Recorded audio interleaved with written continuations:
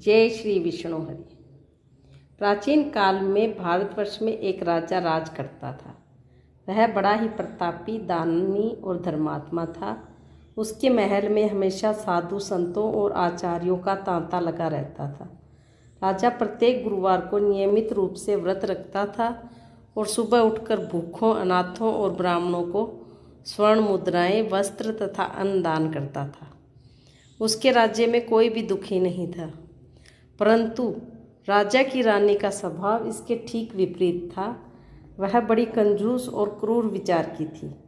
वह ना तो कभी भगवान का पूजन करती, न व्रत रखती और न ही किसी याचक को एक दिन का दान में देती थी।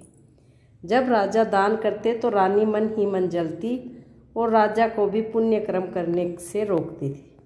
वह हमेशा यही सोचती कि कैसे यह दान पुण्य का झंझट खत्म हो। एक समय की बात है, राजा आखेट शिकार के लिए घने वन में गए हुए थे। महल में केवल रानी और उसकी एक प्रिय दासी थी।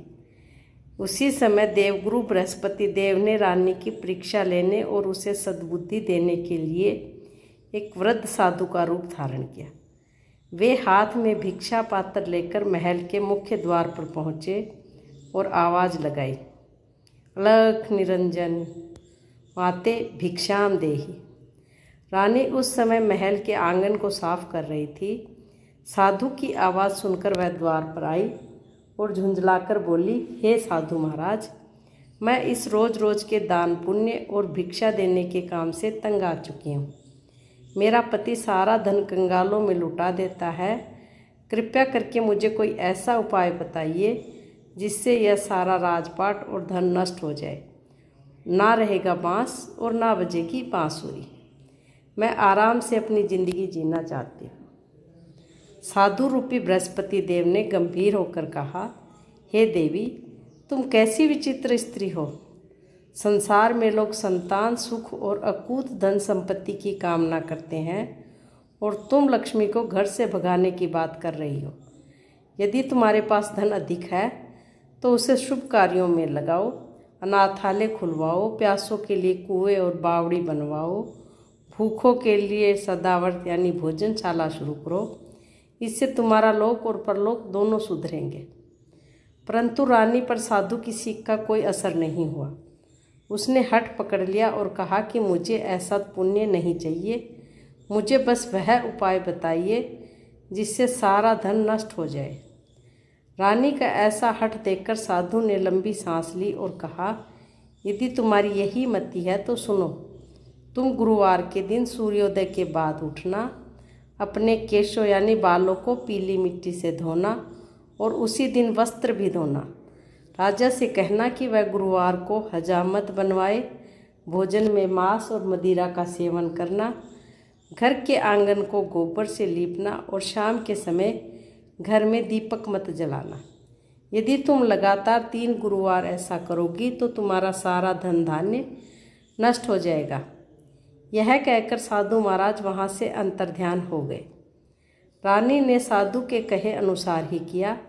उसने अगले ही गुरुवार से सुबह देर से उठना, बाल धोना और घर को अशुद्ध करना शुरू कर दिया। राजा ने भी अनजाने में उसी दिन बाल कटवा लिए। अद्भुत माया हुई। केवल 3 गुरुवार बीतते बीतते राजा का सारा खजाना खाली हो गया। उसके घुड़साल के घोड़े और हाथी मर गए, फौज तितर बितर हो गई और महल खंडर जैसा होने लगा। नौबत यहाँ तक आ गई कि राजा के परिवार को 2 वक्त की रोटी भी नसीब नहीं हो रही थी। अपनी इस दुर्दशा से अत्यंत दुखी होकर राजा ने रानी से कहा कि हे रानी, यहाँ रहकर भूखों मरने से अच्छा है मैं किसी दूसरे देश में जाकर कोई काम ढूंढूं। राजा अपना देश छोड़कर प्रदेश चला गया। वहाँ वह एक वन में जाकर लकड़ियाँ काटता और उन्हें कुल्हाड़ी से काटकर शहर में बेचता। इस तरह वह अपना पेट पालने लगा। इधर महल में रानी और दासी दोनों दाने दाने को तरसने लगे। एक समय ऐसा आया जब रानी और दासी को 7 दिनों तक निराहार रहना पड़ा। तब रानी ने व्याकुल होकर अपनी दासी से कहा, हे दासी, मेरी एक सगी बहन पास के नगर में रहती है। वह बहुत धनी है और भगवान की परम भक्त है।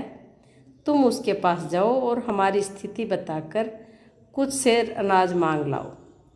दासी दौड़ती हुई रानी के बहन के महल पहुंची। उस दिन गुरुवार था और रानी की बहन उस समय बड़ी श्रद्धा से बैठकर बृहस्पति देव की व्रत कथा सुन रही थी। दासी ने द्वार पर जाकर आवाज़ दी, लेकिन कथा के बीच में न बोलने के नियम के कारण राजा की साली ने कोई उत्तर नहीं दिया। दासी को लगा कि अमीर होने के घमंड में उसने अपनी गरीब बहन की दासी को नज़रअंदाज कर दिया है।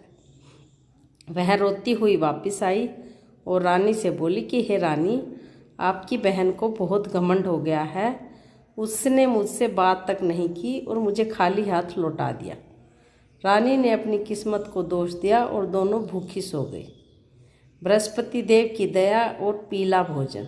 अगले दिन रानी की बहन ने अपनी कथा और पूजा संपन्न करने के बाद विचार किया कि मेरी बहन की दासी आई थी, जरूर कोई संकट होगा। वह तुरंत रथ पर सवार होकर अपनी बहन के खंडर महल पहुंची।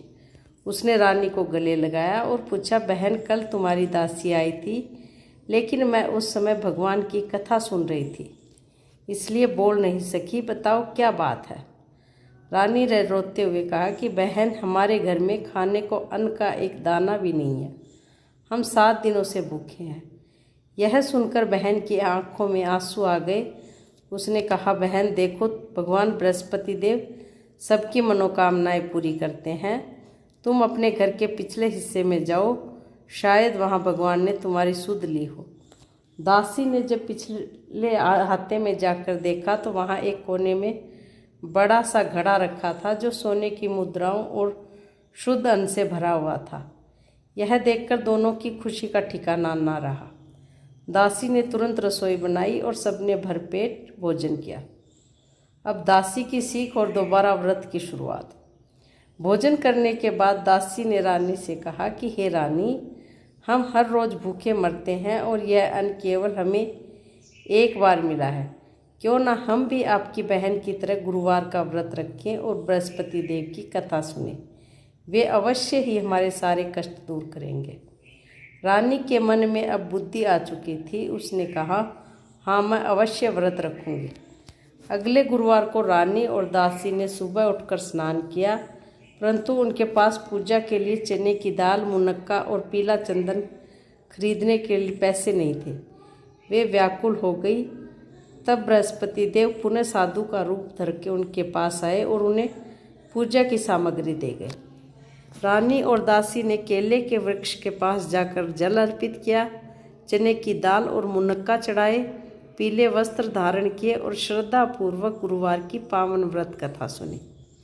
कथा सुनने के बाद उन्होंने पीला भोजन ग्रहण किया। अब होती है राजा की घर वापसी और सुख समृद्धि। इधर प्रदेश में राजा वन में लकड़ी काट रहा था तो अचानक उसे सोने की कुल्हाड़ी और भूमि में गड़ा हुआ धन मिला। उसे स्वप्न में स्वयं बृहस्पति देव ने दर्शन देकर कहा, हे राजन, तुम्हारी रानी ने अपनी भूल स्वीकार कर ली है और अब वह मेरा व्रत रख रही है। तुम तुरंत अपने देश जाओ। राजा भारी धन संपत्ति लेकर अपने राज्य वापस लौटा। उसने देखा कि उसका महल फिर से पहले की तरह भव्य हो गया है और उसकी रानी हाथ में सोने का थाल लेकर उसकी आरती उतारने खड़ी है। अब राजा, रानी और दासी तीनों मिलकर प्रत्येक गुरुवार को नियमित रूप से देवगुरु बृहस्पति और भगवान विष्णु का व्रत रखने लगे। राजा ने दोबारा दीन दुखियों के लिए दानशालाएं खुलवा दी। उनके घर में धन, धान्य, कीर्ति और सुख शांति का ऐसा वास हुआ कि जीवन के अंत समय में वे परम धाम को प्राप्त हुए। और ये थी बृहस्पति देव की अनोखी कथा। धन्यवाद।